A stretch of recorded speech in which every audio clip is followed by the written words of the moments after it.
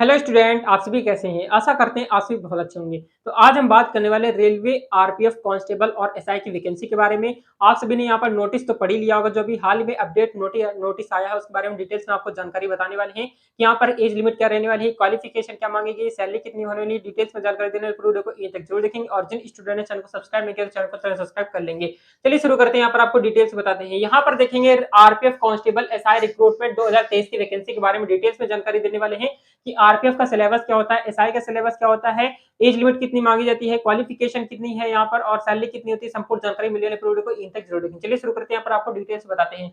सबसे पहले हम यहाँ पर बात कर लेते हैं name of post. Name of post की बात करें तो आरपीएफ कांस्टेबल की वैकेंसी रहने वाली है। अगर हम वैकेंसीज की बात करें तो वैकेंसी इसमें रहने वाली है 12,000। ये जो वैकेंसी रहने वाली है ये कांस्टेबल के अंदर 12,000 कांस्टेबल की वैकेंसी आने वाली है, और एसआई के अंदर 3,000 प्लस यहाँ पर आपकी वैकेंसी देखने के लिए मिल सकती है। अगर हम यहाँ पर एज लिमिट की बात करें तो एज लिमिट कांस्टेबल के अंदर कितनी मांगी जाती है, तो 18 साल से 25 साल के बीच में आपकी एज लिमिट मांगी जाती है आरपीएफ कांस्टेबल में। 18 साल से 25 साल जनरल कैटेगरी के लिए एंड ईडब्ल्यूएस कैटेगरी। अगर आप ओबीसी कैटेगरी से आते हैं, बिलोंग करते हैं, तो यहाँ पर आपको 3 साल की छूट मिलती है, और एससी एसटी कैटेगरी से बिलोंग करते हैं तो यहाँ पर आपको 5 साल की छूट देखने के लिए मिलती है। ठीक है। अब यहाँ पर हम बात कर लेते हैं एलिजिबिलिटी के बारे में। एलिजिबिलिटी की बात करें यानी योग्यता। योग्यता की बात करें ओनली यहाँ पर टेंथ ट्वेल्थ और ग्रेजुएशन मांगा जाता है। अगर आप कांस्टेबल के लिए अप्लाई करते हैं तो यहाँ पर टेंथ ट्वेल्थ होना चाहिए, और अगर आप ग्रेजुएशन और एसआई के लिए यानी सब इंस्पेक्टर के लिए अप्लाई करते हैं तो यहाँ पर आपका ग्रेजुएशन होना कंपलसरी, यानी कि क्योंकि एसआई जो होती है सब इंस्पेक्टर हाई पोस्ट होती है, थोड़ी सी यहाँ पर आपका ग्रेजुएशन मांगते हैं। ठीक है। अब यहाँ पर हम बात कर लेते हैं यहाँ पर सैलरी के बारे में। आरपीएफ कांस्टेबल की सैलरी के बारे में अगर यहाँ पर बात करें तो 26,200 रुपए से लेकर 32,330 रुपए तक यहाँ पर आपकी सैलरी होती है, जो कि काफी अच्छी सैलरी होती है। इसके बाद यहाँ पर आपको बहुत सारे भत्ते वगैरह मिलते हैं। यहाँ पर तो वैकेंसी जो आपकी सैलरी होती है काफी बढ़कर इंक्रीज होकर मिलती है, यानी सैलरी जो होती है काफी अच्छी अट्रैक्टिव सैलरी होती है रेलवे आरपीएफ में। ठीक है। अब यहाँ पर हम फीस की बात कर लेते हैं। फॉर्म भरने की फीस कितनी में लगती है यहाँ पर?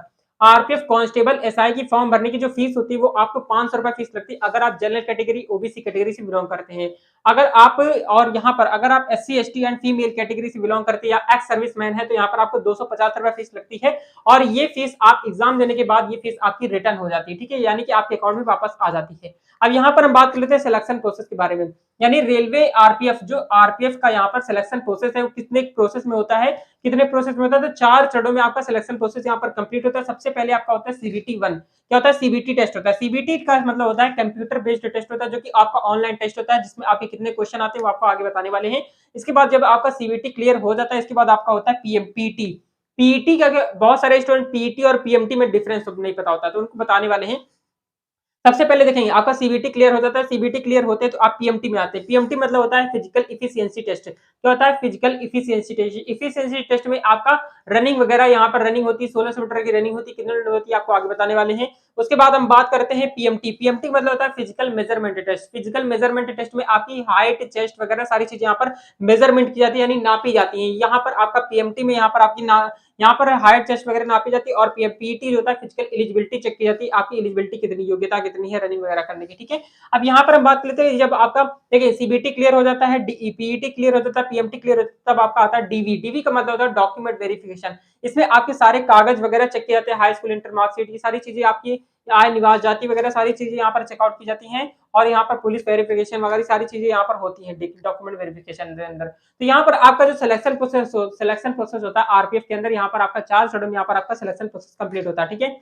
अब यहाँ पर हम इसके बाद बात करते हैं, बहुत इंपॉर्टेंट बात होने वाली। अब ये वीडियो को बिल्कुल भी स्किप नहीं करेंगे, क्योंकि हम बहुत इंपॉर्टेंट बात करने वाले हैं एग्जाम पैटर्न के बारे में। एग्जाम पैटर्न अगर आपने अच्छे से पढ़ लिया, एग्जाम पैटर्न आपको अच्छे से पता है और यहाँ पर स्ट्रेटेजी पता है, तो आप एग्जाम को फर्स्ट अटेम्प्ट में ही क्लियर कर सकते हैं। तो यहाँ पर डिटेल्स में देखने बताने वाले हैं आपको, पूरी वीडियो को इन तक जरूर देखेंगे। तो एग्जाम पैटर्न के बारे में अगर यहाँ पर हम बात करें तो यहाँ पर 3 सब्जेक्ट पूछे जाते हैं। 3 सब्जेक्ट कौन कौन से?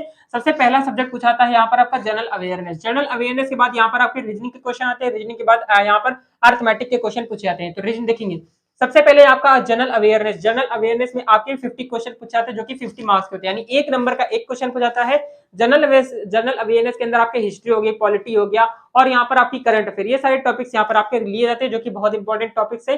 और यहाँ से रिलेटेड आपकी 50 क्वेश्चन पूछे जाते हैं, जो कि 50 मार्क्स के होते हैं, 1 नंबर का एक क्वेश्चन होता है। इसके बाद यहाँ पर आपकी रीजनिंग से क्वेश्चन पूछे जाते हैं। रीजनिंग के आपके 35 क्वेश्चन 35 मिनट के 35 क्वेश्चन 35 मार्क्स के पूछे जाते हैं, जो कि यहाँ पर आपको बता दें कि यहाँ पर 30-35 क्वेश्चन 35 नंबर के रीजनिंग पूछे जाते हैं। यहाँ पर आपके यहाँ पर हो गया ब्लड रिलेशन से क्वेश्चन आते हैं, और डाई से क्वेश्चन पूछते हैं, नंबर सीरीज से क्वेश्चन पूछते हैं, वर्बियल से क्वेश्चन, नॉन वर्बियल रीजनिंग से और वर्बल रीजनिंग, दोनों रीजनिंग से यहाँ पर आपके क्वेश्चन पूछे थे, जो कि 35 क्वेश्चन पूछे थे, 35 नंबर के होते होते, ठीक है। अब यहाँ पर हम बात कर लेते हैं अरिथमेटिक। अरिथमेटिक की अगर बात करें तो यहाँ पर number system, percentage, profit and loss और टाइम एंड डिस्टेंस, और यहाँ पर देखेंगे यहाँ पर आपकी यहाँ पर एडवांस मैथ भी पूछी जाती है, और एडवांस मैथ और अरिथमेटिक दोनों पूछे, जो कि आपके 35 क्वेश्चन होते हैं, 35 मार्क्स होते हैं, एक नंबर का एक क्वेश्चन होता है। टोटल क्वेश्चन ऑफ नंबर की बात करें तो यहाँ पर 120 क्वेश्चन पूछे जाते हैं, कितने 120 क्वेश्चन पूछे जाते हैं, 120 क्वेश्चन। और यहाँ पर आपको 120 क्वेश्चन में आपको टाइमिंग कितनी मिलती है, 90 मिनट की, 90 मिनट का यहाँ पर आपको टाइम मिलता है, 90 मिनट का आपको यहाँ पर टाइम मिलता है। और यहाँ पर 120 क्वेश्चन पूछे जाते हैं और 1/3 की निगेटिव मार्किंग होती है। निगेटिव मार्किंग मतलब था 1/3, अगर आपने 3 क्वेश्चन रॉन्ग कर दिए तो आपका एक राइट वाला क्वेश्चन है वो भी आपका गलत कट कर दिया जाएगा, ठीक है। तो यहाँ पर आपको निगेटिव मार्किंग से बचना है, क्योंकि निगेटिव मार्किंग काफी खतरनाक वाली है। तो यहाँ पर निगेटिव मार्किंग से बचना है, जो क्वेश्चन आपको आता है सिर्फ उसी क्वेश्चन को आपको टच करना है, ठीक है। तो यहाँ पर आप रीजनिंग, अरिथमेटिक और जनरल अवेयर्स को अच्छे से पढ़ेंगे ताकि आप एग्जाम में अच्छा स्कोर कर पाए, ठीक है। अब हम बात कर लेते हैं यहाँ पर फिजिकल टेस्ट के बारे में। फिजिकल टेस्ट में यहाँ पर आपका क्या क्या मांगा जाता है, तो देखिए सबसे पहले हाइट की बात करते हैं। हाइट आपकी कितनी होनी चाहिए, अगर आप general category and OBC category से बिलोंग करते हैं तो यहाँ पर आपकी 165 सेंटीमीटर, मेल कैंडिडेट है तो 165 होनी चाहिए, और फीमेल कैंडिडेट है तो 157 सेंटीमीटर आपकी हाइट होनी चाहिए। अब एससी एसटी की बात करते हैं, एससी एसटी कैटेगरी से बिलोंग करते हैं और मेल कैंडिडेट है तो यहाँ पर 157 सेंटीमीटर आपकी हाइट होनी चाहिए, और फीमेल कैंडिडेट है तो यहाँ पर 152 सेंटीमीटर आपकी हाइट है, तो भी यहाँ पर आपका चल जाएगा, ठीक है। अब यहाँ पर हम बात कर लेते हैं चेस्ट के बारे में। चेस्ट की बात करें तो यहाँ पर अगर आप general category and OBC category से बिलोंग करते हैं तो यहाँ पर आपकी 80 सेंटीमीटर यहाँ पर चेस्ट होना चाहिए, और चेस्ट देखेंगे general category and OBC category से बिलोंग करते हैं तो यहाँ पर 80 सेंटीमीटर यहाँ पर आपका चेस्ट होना चाहिए, और फुलाने के बाद यहाँ पर आपका 5 सेंटीमीटर इंक्रीज होना चाहिए, यानी बढ़ना चाहिए।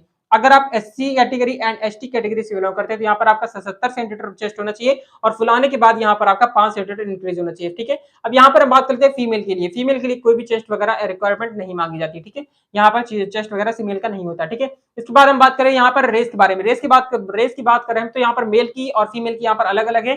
तो मेल कैंडिडेट की बात करें और फीमेल की, देखेंगे male candidate and female candidate की दोनों की रेस जो होती है सेम होती है, 1600 मीटर दोनों को मारना होता है, लेकिन आपको मेल कैंडिडेट है तो यहाँ पर आपको 5 मिनट 45 सेकंड मिलते हैं 1600 मीटर मारने के लिए, और यहाँ पर अगर आप फीमेल है तो 1600 मीटर यहाँ पर आपको रनिंग करने के लिए आपको 8 मिनट 30 सेकंड मिलते हैं। यानी कि आप अगर फीमेल है तो यहाँ पर आपको टाइमिंग ज्यादा दी जाती है, और अगर यहाँ पर मेल है तो यहाँ पर आपको टाइमिंग कम मिलती है, यानी कि मेल की जो यहाँ पर रनिंग होती है थोड़ी सी हार्ड हो जाती है फीमेल की वजह से, ठीक है, फीमेल के लिए, ठीक है। अब यहाँ पर हम ये सारी चीजें हो गई। अब बात कर लेते हैं डॉक्यूमेंट्स के बारे में। डॉक्यूमेंट की बात करें यहाँ पर आपके आरपीएफ कांस्टेबल में आपके कौन कौन से डॉक्यूमेंट्स लगने वाले हैं, तो आपका जाति प्रमाण पत्र लगने वाला, आय प्रमाण पत्र लगने वाला, अधिवास प्रमाण पत्र लगने वाला, आधार कार्ड लगने वाला, पैन कार्ड और फोटो एंड हस्ताक्षर।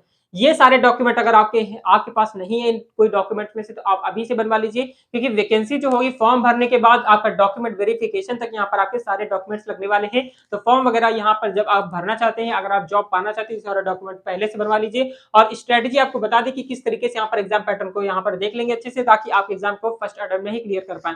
तो ये थी आपकी रेलवे आरपीएफ कांस्टेबल और एसआई की वैकेंसी, जिसमें बहुत अच्छी वैकेंसी निकल कर आई है। तो आपके लिए गोल्डन चांस है, तो आप अच्छे से मेहनत करेंगे ताकि आपका फर्स्ट अटेम्प्ट में ही एग्जाम को क्लियर कर लें और आप अपने ड्रीम को यहाँ पर पूरा कर पाए। तो ये थी आपकी आरपीएफ कांस्टेबल और एसआई की वैकेंसी, जो कि बहुत अच्छी वैकेंसी है। तो आप इस फॉर्म को जरूर अप्लाई करेंगे, बहुत रिस्पेक्टेड जॉब है। तो ये वीडियो आपको हेल्पफुल लगी तो लाइक शेयर एंड सब्सक्राइब जरूर करेंगे। मिलते हैं नेक्स्ट वीडियो में, तब तक जय हिंद, जय भारत, वंदे मातरम।